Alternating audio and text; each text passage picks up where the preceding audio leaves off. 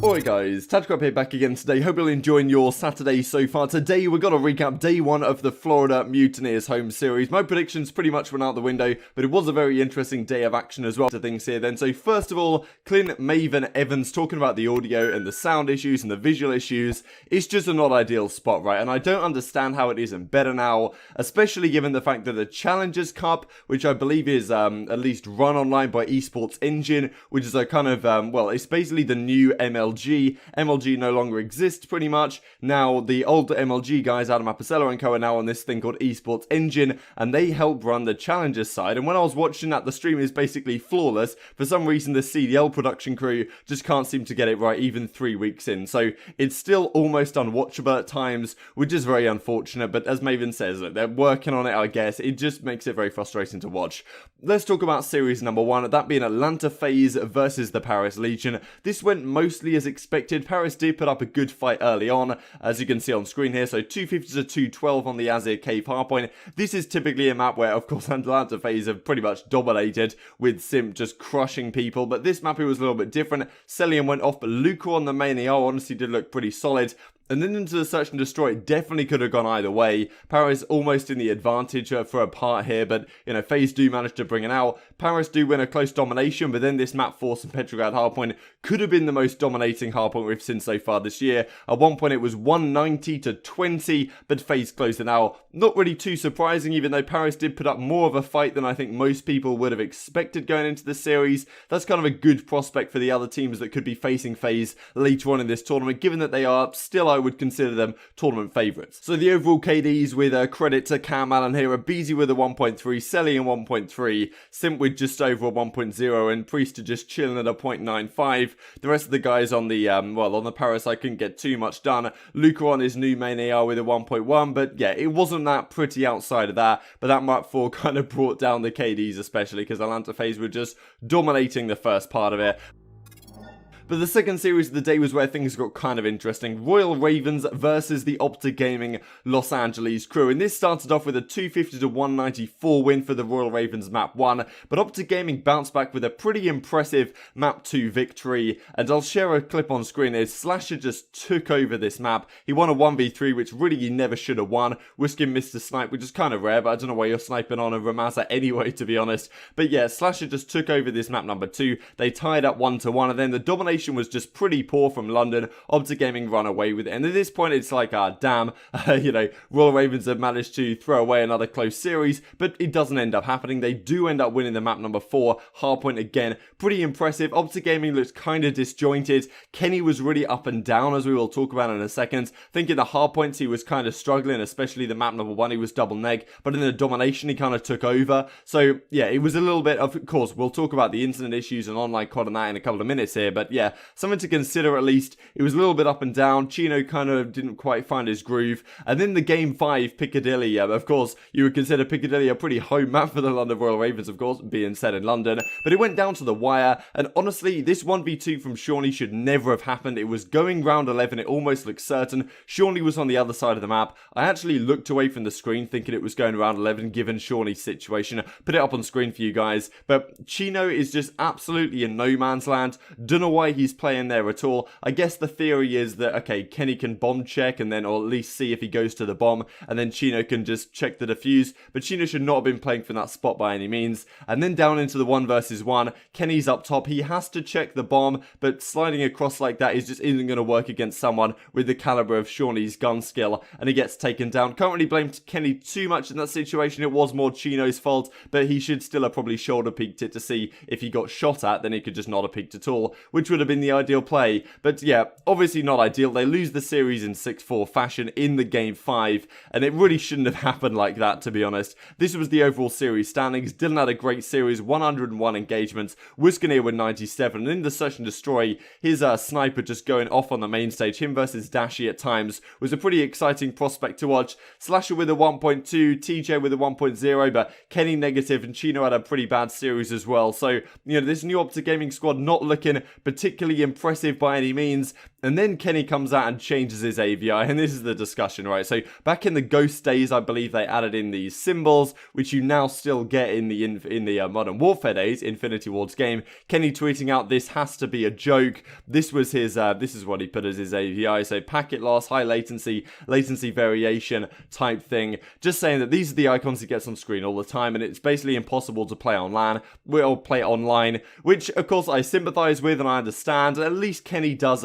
recognize his what he's talking about here, really. For the people who don't actually understand, our team is not good right now. We know we're playing a game, for one, that naturally lags, and then we have a PC host that has been lagging ever since they were introduced to us. It's beyond frustrating, to say the least. So, yeah, I do feel for Kenny here.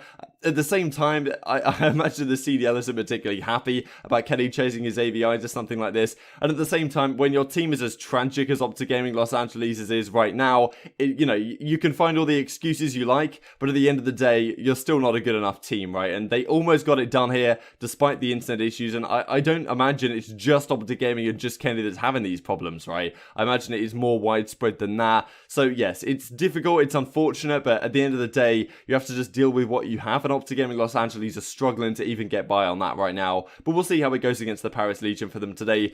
And then we have this series, New York Subliners, Toronto Ultra. This was a really interesting one as well, because this started off pretty hot for the Subliners, 250 to 214 on the gun runner hardpoint. They're pretty good at that map overhaul, on the whole. But Toronto Ultra really came back strong in this series. And this was a team that I predicted this to go to a game 5, or maybe I actually predicted a game 4 New York Subliners win. But I definitely thought it was possible to go to a game 5. And yeah, Toronto Ultra finally show some signs of life here, I suppose. They've always shown signs of life, but when they've got close to performing off an upset, they never quite closed it out. But here, they win the Search and Destroy Classic at a masterful 1v2. It wasn't really masterful. New York Subliners made some pretty key errors. So yeah, they win that one 6-2. Then the domination was super, super close. Don't know how they won this so effortlessly, in a sense, right at the end, because Subliners kept on pushing towards that B point, but Ultra just held on, kept winning the gunfights. The kill feed was all purple, and they bring the comeback 156 to 154. And then St. Petrograd hardpoint was really impressive from the Ultra. Bance had a great couple of hills at a certain point. Cammy went off this map number 4 as well. It was impressive because Cammy got crushed in the domination map 3, but then he really turned it around in this game number 4 here to end up winning his team the series. As you can see, Cammy with a 0.8 overall in Search and Destroy, dominated within that second hardpoint as well. He was kind of crushing it at times. Classic with a really impressive series. Bance turned up kind of when he needed to, but these guys sitting pretty heavily neg with Classic and Methods, the only guys that aren't from Europe, doing most of the heavy lifting here. But they get the series done in 3-1. Certainly an upset. I was impressed by the Subliners last event. Mac has a 1.25 here, which is pretty impressive from him. And as we'll talk about in a second, Slacked was doing a little bit of subtweeting regarding this Mac fella, but they lost the series, so almost insult to injury in a sense, you could argue. But yeah, as Slack says, year after year, so many people play so much better when there is no pressure on the line. Interesting. Jacob's at them, and then he does end up replying to this one, which is in a since deleted tweet saying at Mac Melts is the guy's at. So yeah, pretty uncalled for, I guess, from Slack to say this. This guy Mac hasn't even got his opportunity to prove himself on LAN yet, so I don't really see why you need to go at him on Twitter for no reason, especially after he just lost a series in an upset fashion to a Toronto Ultra team, which we didn't really expect to beat the Subliners on the whole. But it's a tough road back for the Subliners, and maybe Toronto can properly do something this tournament. They've got a difficult run for sure, playing up against the Minnesota Rocker next, as we will talk about here in just a second. The final match of the day, Florida versus the Rocker. I predicted Florida to win this just because they won the last series that these two teams played against each other, but Rocker once again clearly went back in the lab, looked at how they lost, and really came back stronger. A couple of the respawns were close here, but Florida, obviously I expected their respawns to be a really intense matchup here, and that was where they were going to have most of their strength. And yes, the Search and Destroy they do lose,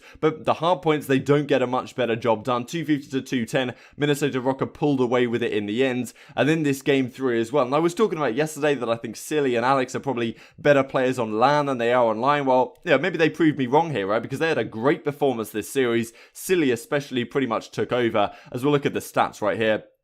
Not from Cam Allen. These are from Easy Mac because Cam Allen had to go to bed because it got pretty late over here in the UK. But as you can see, if you can quite see, I'll just spell it out for you guys. 61 in 43 to 1.42 KD from Silly, 1.08 from Godorex, 1.24 from Assault.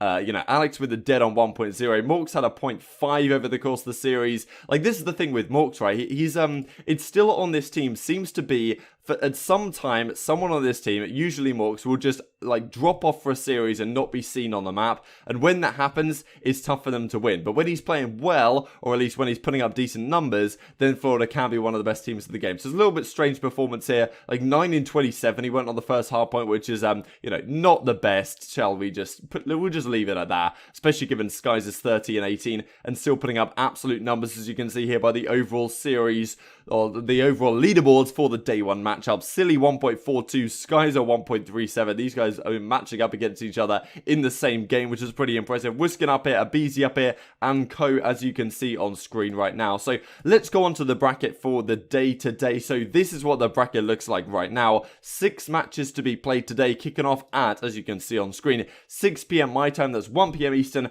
10 a.m. Pacific time, with the London Royal Ravens Atlanta FaZe. I'm going to stick with FaZe winning this one, given this was actually a prediction that did come true with these two teams playing up against each other, but everything else was pretty much wrong. Ultra Rocco is an interesting series. I imagine Rocco do end up winning this one. If Ultra pull off 2 upsets in a row, I'm pretty impressed. And the Subliners playing the way they did, we did get this series, Subliners Mutineers. I expected it to be a winner's bracket though, rather than loser's bracket. Actually, all these series I predicted to happen, but just in the wrong bracket. Well, at least for the Group B matches. But yeah, Subliners Mutineers, I really do feel like it comes down to the respawns. I think that Morks probably has a better series, but then again, I feel like New York Subliners probably will play better than they did against the Toronto Ultra. So a very tough series to call, but I think I did pick Mutineers initially, so I'm just going to stick with that one. And yeah, OpTic Gaming Los Angeles, Paris Legion. This is a tough one to call, actually. It might be the most interesting series of the day. Kind of tempted to say Paris could win this, because I think the OpTic are now in their own heads, especially after losing that. It's going to be a pretty big tilt factor, losing that Game 5 round 10, which they shouldn't have done, and Paris could be continuing on improving and had a decent series, all things considered, against Atlanta FaZe. So I hope you guys enjoyed the video. Like if you did, subscribe if you're new as always. Thanks to Midnight.com for sponsoring today's content. Enjoy the matches. Thanks for watching. I'll see you next time.